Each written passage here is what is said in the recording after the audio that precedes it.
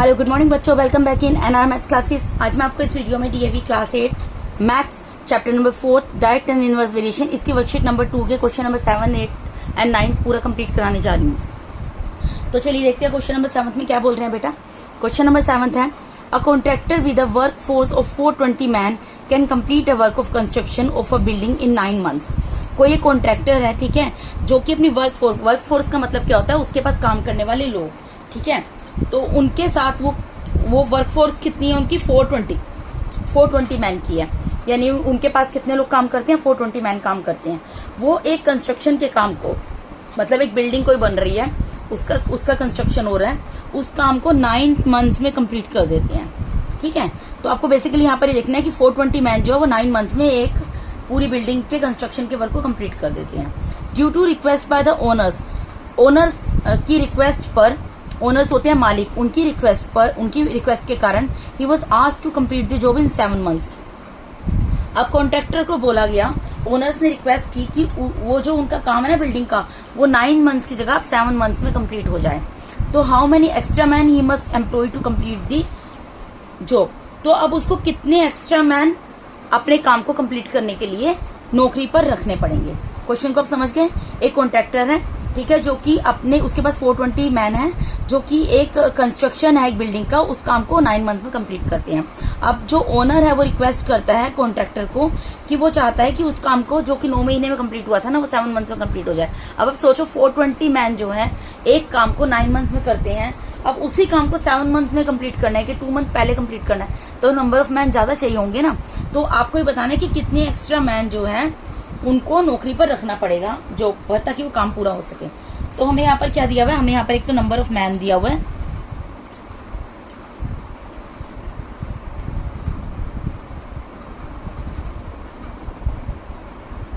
एक तो number of man दिया और एक नंबर ऑफ मंथ्स दिया हुआ है बेटा। ये दो चीजें दी हुई हैं।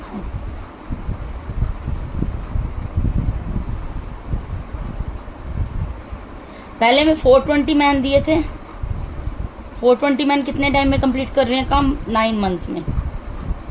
अभी चाह रहे हैं जो काम 9 मंथ में हो रहा है 7 मंथ्स में हो जाए, यानी 2 मंथ पहले हो जाए, ठीक है। तो कितने मैन की जरूरत पड़ेगी, एक्स्ट्रा कितने मैन चाहिए। मतलब पहले तो हम ये निकाल लेंगे कि नंबर ऑफ मैन कितने होंगे, फिर एक्स्ट्रा निकाल लेंगे कि कितने एक्स्ट्रा की जरूरत पड़ी।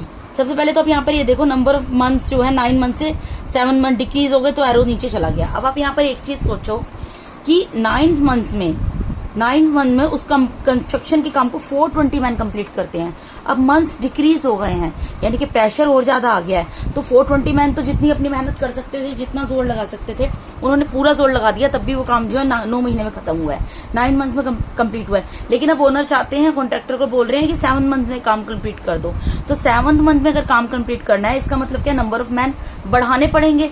तो यानी कि 420 से बढ़कर और ज्यादा नंबर ऑफ मैन लगेंगे यहाँ पर, ठीक है। तो पहले तो हम ये निकालेंगे कि टोटल नंबर ऑफ मैन यहाँ पर कितने काम कर रहे हैं, फिर एक्स्ट्रा कितने कर रहे हैं वो हम बात की बात करेंगे, ठीक है। अभी हमें यहाँ पर निकालना है, तो इसको हम क्या, जो हमें नंबर ऑफ मैन निकालना है उसको हम क्या एज्यूम करते हैं बेटा, let x man complete the job in 7 months.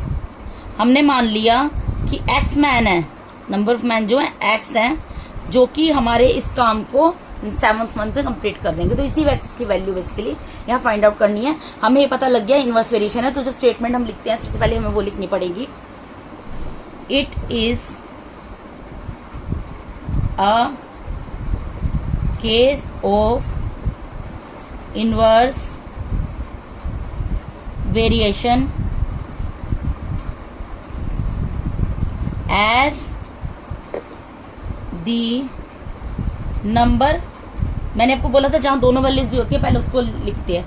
Number of months दी हैं तो नंबर ऑफ मंथ्स लिखूंगी as the number of months. अब ये इंक्रीज हो रहे हैं डिक्रीज हो रहे हैं, डिक्रीज हो रहे हैं ना, तो लिखूंगी डिक्रीजेस। फिर क्या लिखूंगी, then the number of man, number of man क्या हो जाएगा, विल इंक्रीज हो जाएगा।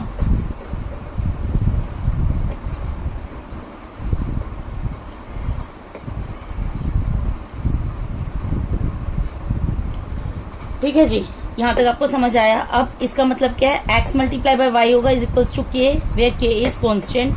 आई am repeating again and again. ठीक है, तो x की वैल्यू यहाँ पर क्या आ जाएगी, 420 multiply by 9 is equals to x multiply by 7। मैंने स्पेस छोड़ा हुआ है, तो अब और मैं इसको ये भी लिख सकती हूँ, x multiply by 7 is equals to 420 multiply by 9। ये लिख सकती हूँ। मुझे यहाँ पर किसकी वैल्यू निकालनी है, x की। तो x की वैल्यू यहाँ पर क्या हो जाएगी बेटा, x इक्वल्स टू क्या आ जाएगा, इधर मल्टीप्लाई में क्या दिया हुआ है, 420 मल्टीप्लाई बाय 9, और डिवाइड में क्या चला जाएगा, मल्टीप्लाई में डिवाइड में चला जाएगा 7। तो 420 मल्टीप्लाई बाय 9 और मल्टीप्लाई में था 7, तो वो डिवाइड में चला गया। अब आपको पता है अच्छे से 7 1 7, 7 6 42 होता है, एक 0 है तो वो उतार देंगे। तो कितना आ गया, 60 मल्टीप्लाई बाय 9। ठीक है, अब 60 को नहीं, 6 को 9 से मल्टीप्लाई करो, 54 होता है, और एक 0 है तो एक 0 लगा दो, यानी कि कितने मैन निकल गए, 540 मैन। अब हमें ये पता लग गया कि यहाँ पर जो है 540 मैन निकल गए। ठीक है, मैं यहाँ पर लिख देती हूँ 540 मैन। लेकिन हमसे आंसर क्या पूछा है, हमें तो ये पूछा how many extra man he must employ to complete the job. यहाँ पर हमें क्या निकालना है, एक्स्ट्रा मैन। एक्स्ट्रा मैन का मतलब क्या है बेटा, आप समझो। Therefore extra man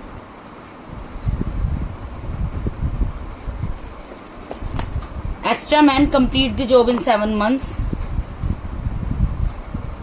Extra man to complete the job in 7 months.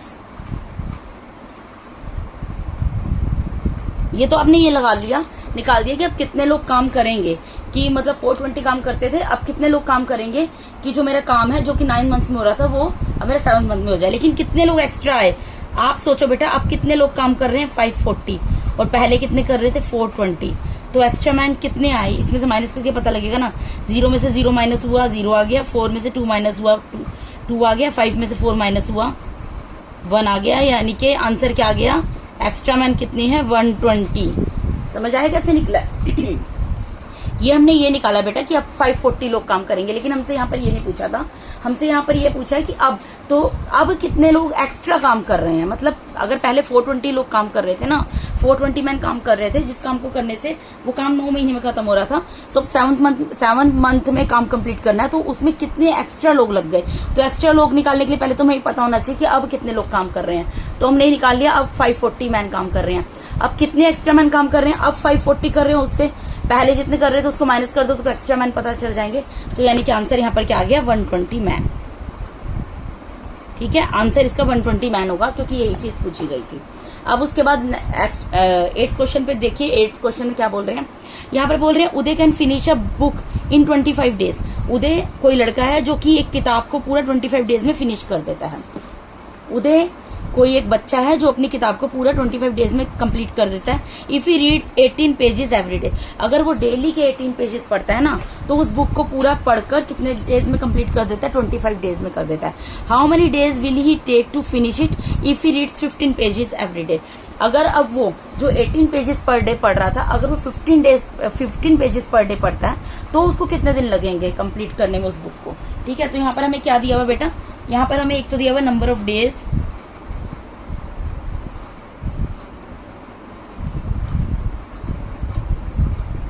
और एक क्या दिया हुआ, number of pages.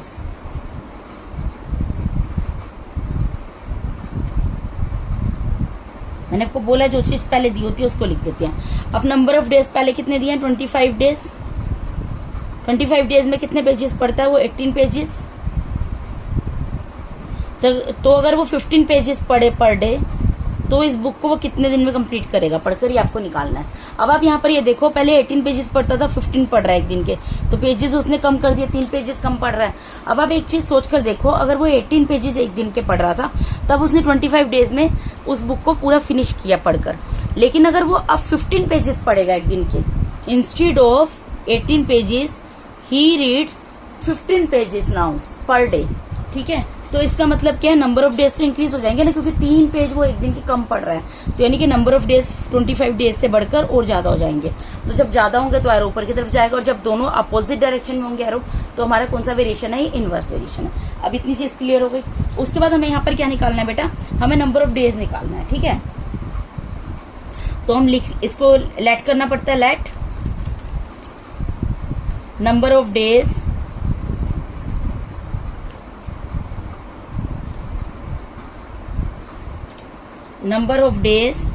To read 15 pages per day is equals to x days. मैंने ये मान लिया नंबर ऑफ डेज जो उसको लगेंगे, अगर वो 15 पेजेस पर डे पढ़ता है, एक्स डेज पढ़ेंगे, तो उसको एक्स एज्यूम कर लिया, ठीक है। तो इसका मतलब क्या है,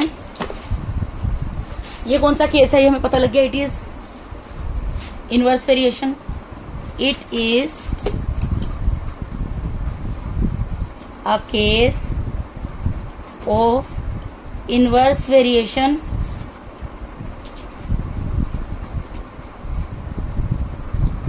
as the number of pages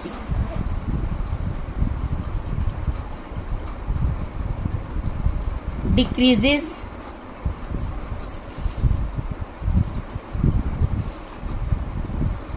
then the number of days will increase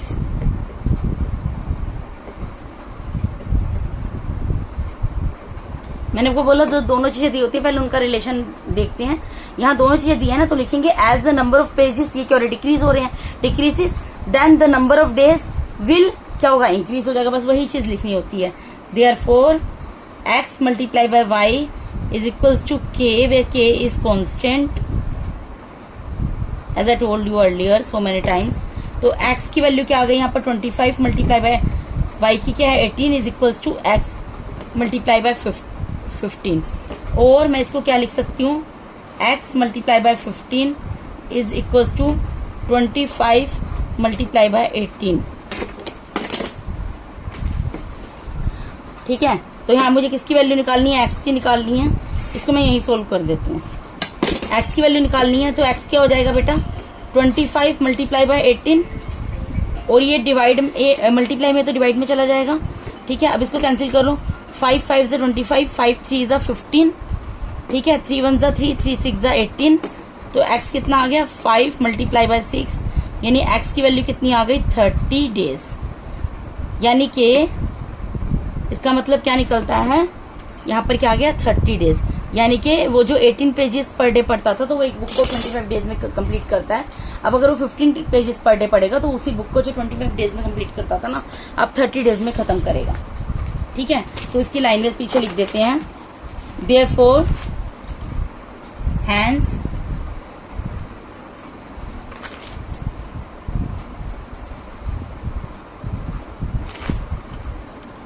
number of days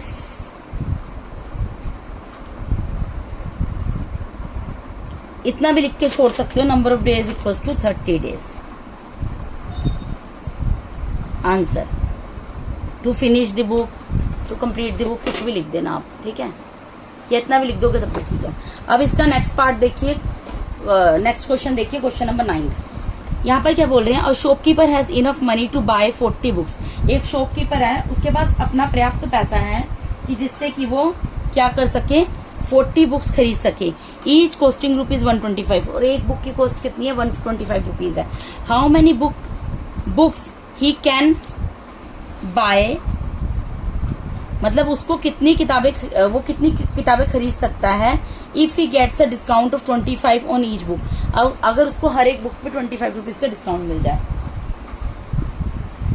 यहाँ पर ये चीज बोल रहा है कि एक शॉपकीपर है, ठीक है, उसको 40 बुक्स खरीदनी है और 40 बुक्स में पर बुक का रेट कितना है 125। तो मतलब उसके पास 125 रुपीज के हिसाब से 40 बुक्स खरीदने के लिए पर्याप्त पैसा है, इनफ मनी है कि अगर 125 रुपीज की एक बुक है ना तो 40 बुक्स वो खरीद सकता है, इतना पैसा उसके पास है। लेकिन वो कह रहे हैं अब जो 125 रुपीज की एक बुक है, अगर वो 125 रुपीज की बुक उसको उसमें उस 125 की बुक में उसको 25 रुपीज का डिस्काउंट मिल जाए, यानी कि 125 माइनस 25, यानी कि एक बुक जो कि उसको 125 की मिलती थी अगर वो अब 100 रुपीज में मिल जाए तो वो कितनी किताबें खरीद सकता है, तो वो और कितनी किताबें खरीद सकता है। ठीक है, तो यहाँ पर हमें क्या दिया है, नंबर ऑफ बुक्स दिया है,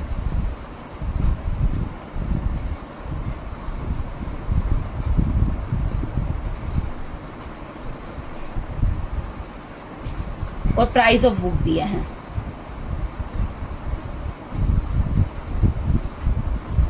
प्राइस ऑफ बुक्स हमें कितना दिया हुआ, रुपीज में दिया हुआ है। ठीक है, अगर वो 40 बुक खरीद रहा है मतलब वो 40 बुक्स खरीद सकता है 125 रुपीज पर बुक के हिसाब से।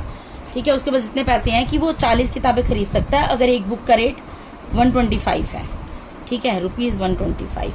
अब अगर उसको डिस्काउंट मिल रहा है, यानी कि अगर उसकी जो 125 की बुक है अगर उसको डिस्काउंट कितना मिल रहा है इसमें 25 रुपीज का, यानी कि अगर उसको अब एक बुक 100 रुपीज की मिल रही है तो वो कितनी किताबें खरीद सकता है, ये आपको निकालना है। तो यहाँ पर देखो प्राइस ऑफ बुक्स जो है 125 था, डिक्रीज होकर 100 आ गया, अमाउंट रुपीज घट गए। ठीक है, तो अगर एक बुक जो 125 की थी 125 की जब थी तो वो 40 खरीद रहा था, अब अगर 100 रुपीज की हो गई तो 40 से ज्यादा किताबें खरीद सकता है, यानी एरो ऊपर चला जाएगा, क्योंकि एरो ऊपर चला गया इसका मतलब क्या है, इनवर्स वेरिएशन है। अब हमें क्या अज्यूम करना है, हम क्या लिखेंगे, लेट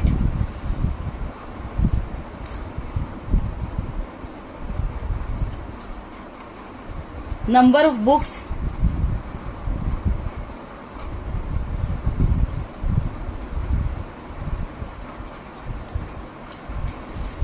यहीं से लिखेंगे, if he gets a discount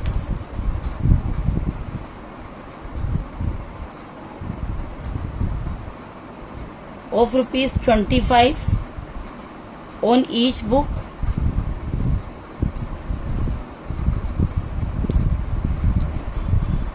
₹X। हमने ही मान लिया कि अगर उसको हर एक किताब पे 25 रुपीज का डिस्काउंट मिल रहा है तो वो नंबर ऑफ बुक्स कितनी खरीद सकता है, या एक्स बुक्स खरीद सकता है, एक्स बुक्स खरीद सकता है। ये एक्स की वैल्यू हमें निकालनी है, जो निकलेगी यहाँ पर हम लिख देंगे। ठीक है, तो ये कौन सा केस है, अब हमें क्लियर हो गया। It is arrow opposite direction में जा रहे हैं तो कौन सा केस है, inverse variation. It is a case of inverse variation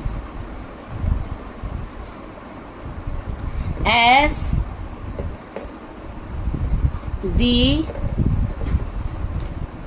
दी क्या लिखेंगे, price of books, as the price of books decreases due to any reason, due to discount यहाँ पर डिक्रीज हो रहा है, then the number of books will increase.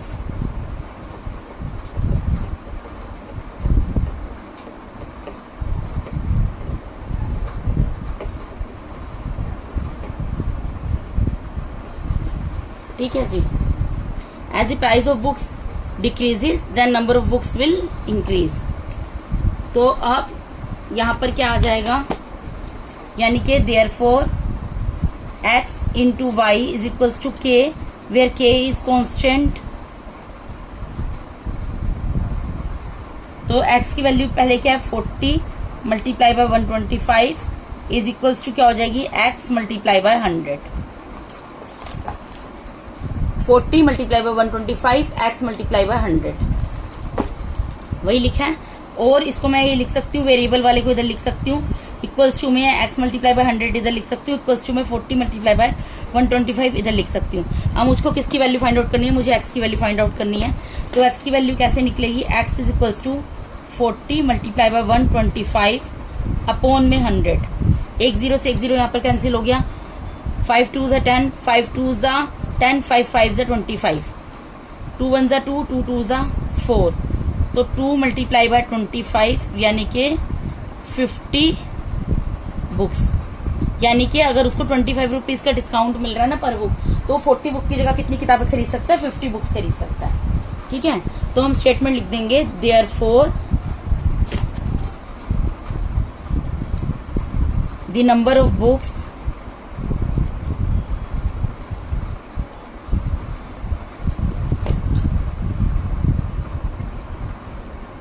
Is equals to 50 books. आप पूरा भी लिख सकते हो, therefore the number of books if you gets discount of rupees 25 equals to 50 books. ठीक है जी, तो इस क्वेश्चन का आंसर हो गया। तो बेटा इस वीडियो के अंदर मैंने आपको DAV class 8 maths chapter number 4 direct and inverse variation, इसकी वर्कशीट नंबर 2 का क्वेश्चन नंबर 7, 8 एंड 9 कंप्लीट करा दिया है। अगर आप मेरे चैनल पे नए हैं तो काइंडली मेरे चैनल को सब्सक्राइब कीजिए। अगर आप लोगों को मेरा टीचिंग मेथड अच्छा लगता है तो मेरे वीडियोस को ज्यादा से ज्यादा लाइक कीजिए और अपने फ्रेंड्स के साथ शेयर कीजिए। अगर आप लोगों को किसी तरीके का डाउट है तो अपने डाउट को आप कमेंट बॉक्स में क्वेरी के रूप में पुट कर सकते हैं, मैं उसको डेफिनेटली सॉर्ट आउट करूंगी। आई am repeating same things again and again in each and every video. ठीक है बेटा, और अगर अभी तक आप लोगों ने बेल आइकन को प्रेस नहीं किया तो काइंडली बेल आइकन को प्रेस कर दीजिए ताकि मेरे आने वाले वीडियोस का नोटिफिकेशन आप लोगों को टाइम टू टाइम मिल जाए। Once again thank you so much for watching my YouTube videos बेटा। Thank you so much, God bless all of you, thank you so much.